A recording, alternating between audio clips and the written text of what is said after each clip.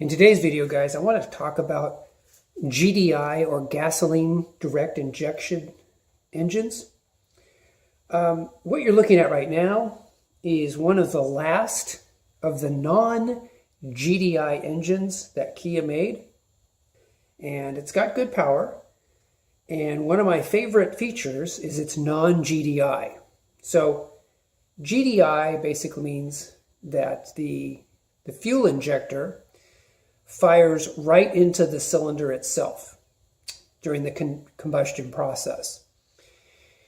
And the problem with this is that the intake valves do not get any gasoline washed over them during this whole process.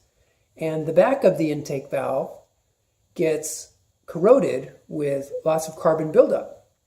So essentially the GDI engine, while more fuel efficient, more powerful, is unfortunately self-fouling in nature. And that means by the time you get to 50,000 miles, 60,000 miles, 70,000 miles, you'll often have in these engines, the GDI engines, a lot of carbon buildup, and you'll be getting misfire codes, poor fuel economy, rough starts, all kinds of problems. Basically, you have to have the entire thing walnut blasted out. I, in general, long time ago, decided to stay away from GDI engines. I'm not saying you can't buy a GDI engine, but I think you may want to avoid GDI engines if you have the chance. In other words, if you're looking at two cars and one car is GDI and the other car is just regular multi-port injected, you may want to stay away from the GDI. Probably the smart move if you intend to keep your vehicles a very long time. And I do. I'll keep a vehicle for decades. So that's one thing I want to say is maybe you want to think about avoiding GDI engines and GDI technology. Another is turbocharging. Turbocharging isn't bad per se because you get more fuel economy out of a smaller engine, but it adds complexity to the engine, and complexity is generally the enemy of reliability when it comes to engines. The more complex they are, the more things to go wrong, the more likelihood you're going to have a problem. So having a turbo system on your car, it makes the engine run a little bit hotter and it adds complexity to the engine. So I don't have any turbocharged vehicles. I've never owned a turbocharged vehicle, and I don't think I ever will. Just my personal choice.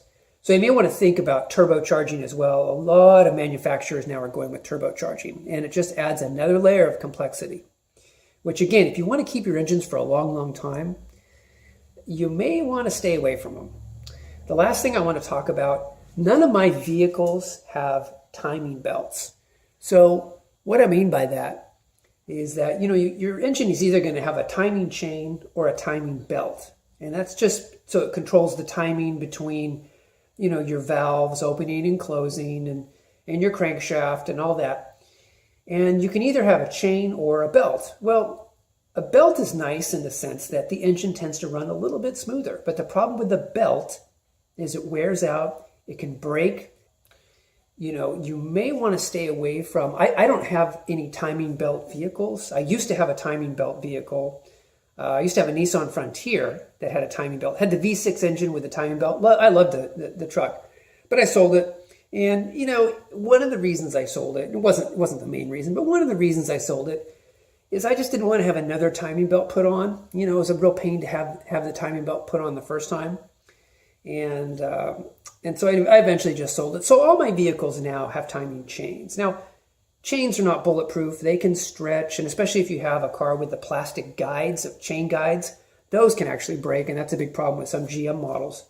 But overall, a chain can last you the life of the engine in most circumstances. So I would say if you have the opportunity between a chain and a timing belt, go with the vehicle that has the timing chain. And most vehicles now are going with the timing chain.